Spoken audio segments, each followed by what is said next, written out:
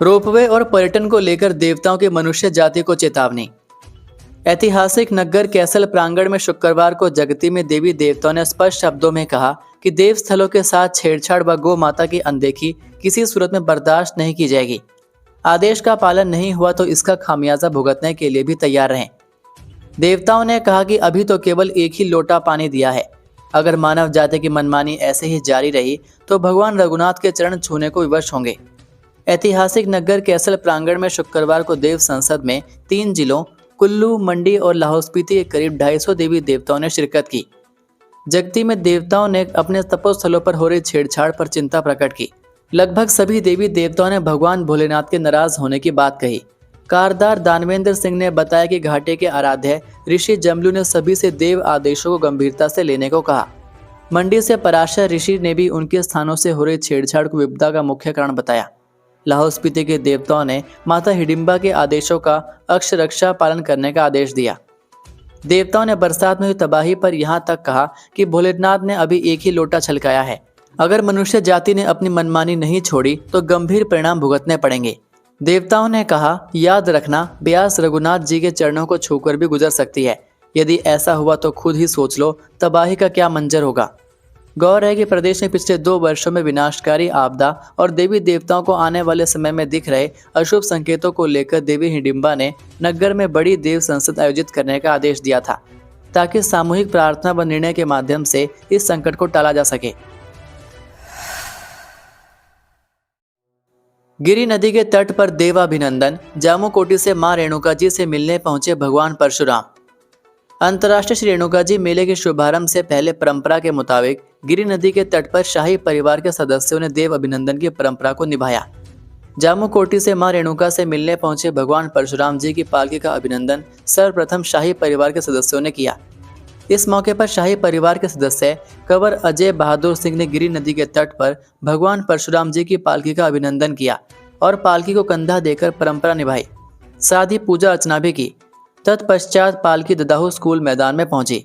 अजय बहादुर सिंह ने कहा कि बरसों पुरानी चली आ रही परंपरा को आज भी शाही परिवार द्वारा निभाया गया।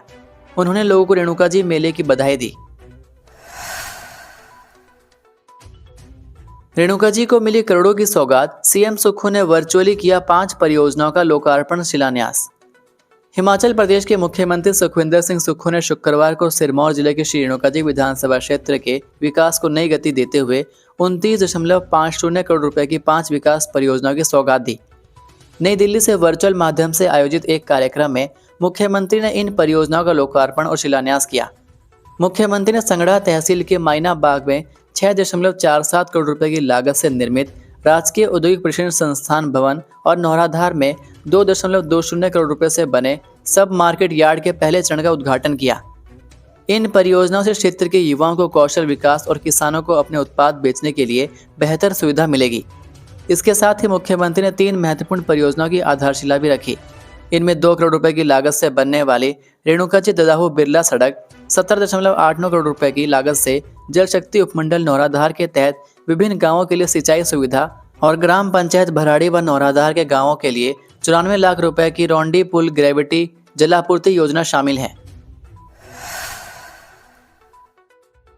कई भागों में 2 दिन बरसेंगे बादल। अक्टूबर में 124 वर्षों में 14वीं सबसे अधिक बारिश दर्ज। हिमाचल प्रदेश में पश्चिमी विक्षोभ की सक्रियता से मौसम करवट बदल सकता है। राज्य के कई भागों में 2 दिन बारिश बर्फबारी के आसार हैं। राजधानी शिमला व अन्य भागों में धूप खिली रही। वहीं सुंदरनगर में मध्यम, मंडी और बिलासपुर में हल्का कोहरा दर्ज किया गया। राज्य में 7 स्थानों पर न्यूनतम तापमान 10 डिग्री सेल्सियस से कम दर्ज किया गया।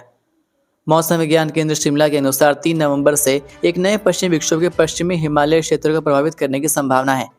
इसके प्रभाव से 4 नवंबर को 1-2 स्थानों पर और 5 नवंबर को राज्य के कुछ स्थानों पर हल्की बारिश बर्फबारी की संभावना है। चंबा, कांगड़ा, कुल्लू व लाहौल स्पीति जिले में बारिश बर्फबारी का पूर्वानुमान है। 31 अक्टूबर से 3 नवंबर तक और 6 नवंबर को मौसम साफ बना रहेगा। नाहन मेडिकल कॉलेज की कथित लापरवाही से नवजात की मौत, फिर लगा काला धब्बा। हिमाचल प्रदेश के स्वास्थ्य जगत को झकझोर देने वाली एक और दर्दनाक घटना सामने आई है। सिरमौर का प्रतिष्ठित doctor YS Parmar medical college एक बार फिर सवालों के कटघरे में खड़ा है। जहां कथित तौर पर डॉक्टरों और स्टाफ की घोर लापरवाही ने एक नवजात की सांसें छीन ली। यह भयावह कहानी 25 अक्टूबर 2025 को तब शुरू हुई जब नाहन विकास खंड के चाकली गांव के जागृति ने एक स्वस्थ बेटे को जन्म दिया। मां की गोद में पूरी रात स्वस्थ रहा, फीड लेता रहा, लेकिन अगली सुबह एक मामूली बुखार का बहाना बनाकर 1.25 किलो के उस मासूम को सीधे मौत के मुहाने यानी आईसीयू में धकेल दिया गया। पीड़ित परिवार ने नवजात के जन्म के तुरंत बाद ली गई उन तस्वीरों को सहेज कर रखा है।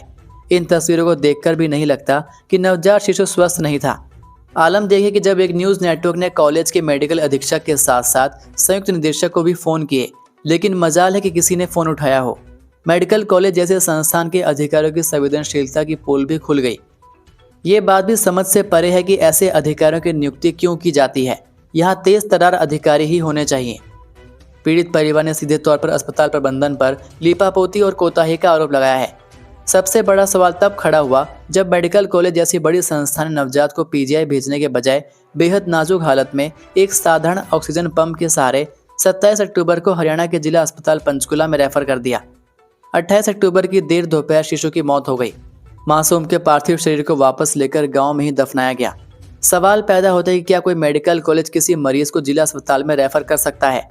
प्रबंधन का तर्क था कि वेंटिलेटर नहीं मिलेगा, लेकिन परिवार का शक गहराता जा रहा है कि आईसीयू में बच्चे की फूड पाइप लगाने या ऑक्सीजन सप्लाई में जानबूझकर या लापरवाही पूर्वक भारी चूक की गई। यह पहली बार नहीं है जब नाहन मेडिकल कॉलेज नवजात की मौत को लेकर सुर्खियों में है। बार बार विवाद होने के बावजूद सबसे संवेदनशील जगह शिशु वार्ड में सीसीटीवी कैमरे क्यों नहीं लगाए जाते? क्या प्रबंधन को डर है कि कैमरे लगने से हर बार दूध का दूध और पानी का पानी हो जाएगा? अस्पताल परिसर में सुरक्षा के इंतजाम है, लेकिन अस्पताल संवेदनशील वार्डों में कैमरों की गैर मौजूदगी बताती है कि सच्चाई पर पर्दा डालना शायद प्राथमिकता है। मेडिकल अधीक्षक ने इस गंभीर मामले पर फोन उठाना भी मुनासिब नहीं समझा। अब देखना यह है कि क्या यह घटना पिछली बार की तरह फाइल बनकर रह जाएगी या इस बार निष्पक्ष जांच के बाद कोई कठोर कार्रवाई कर सख्त संदेश दिया जाएगा। शिमला में 3 नवंबर से नहीं चलेंगी निजी बसें, अनिश्चितकालीन हड़ताल पर जाएंगे चालक परिचालक। शिमला शहर में 3 नवंबर से निजी बस सेवाएं ठप रहेंगी। प्राइवेट मिनी बस ड्राइवर एवं कंडक्टर यूनियन ने 3 नवंबर से अनिश्चितकालीन हड़ताल पर जाने का फैसला लिया है। यूनियन ने बताया कि शहर में रूट व्यवस्था को लेकर पिछले कई दिनों से जारी विवाद पर प्रशासन और परिवहन विभाग ने कोई ठोस निर्णय नहीं लिया है। इसके चलते यह कदम उठाना पड़ा है। यूनियन की ओर से जारी पत्र के अनुसार बीते 12 अक्टूबर को आरटीओ कार्यालय और हिमाचल पथ परिवहन निगम के वरिष्ठ अधिकारियों की मौजूदगी में एक बैठक हुई थी। इसमें निजी बस ऑपरेटर भी शामिल थे। बैठक में सर्वसम्मति से यह तय किया गया था कि जो बसें 40 किलोमीटर से अधिक दूरी से आती हैं, उन्हें शिमला शहर के अंदर प्रवेश की अनुमति नहीं दी जाएगी। इसके साथ ही यह भी निर्णय लिया गया था कि स्कूल ड्यूटी पर तैनात एचआरटीसी बसें किसी अन्य यात्री को नहीं उठाएंगी और बिना तय रूट के किसी भी बस को शहर के बीच से नहीं गुजरने दिया जाएगा। वहीं यूनियन ने आरोप लगाया कि बैठक में हुए इन निर्णयों के बावजूद हालात में कोई सुधार नहीं हुआ है और शहर में रूटों को लेकर प्रतिस्पर्धा लगातार बढ़ती जा रही है। प्रशासन और विभाग की ओर से अब तक कोई ठोस कार्रवाई न होने से निजी बस चालकों और परिचालकों में भारी रोष है। ये थे आज के मुख्य समाचार। हिमाचल प्रदेश की बड़ी खबरें रोजाना जानने के लिए सब्सक्राइब कीजिए DHP न्यूज़ चैनल को और बेल आइकन पर क्लिक करें, जिससे आपको प्रदेश की बड़ी खबरें हमारे द्वारा मिलती रहें। वीडियो को लाइक और शेयर ज़रूर कीजिए और आप हमारी वीडियो कौन से शहर से देख रहे हैं नीचे कमेंट करके ज़रूर बताइए। वीडियो में अंत तक बने रहने के लिए आपका बहुत बहुत धन्यवाद। जय हिंद, जय भारत, जय हिमाचल।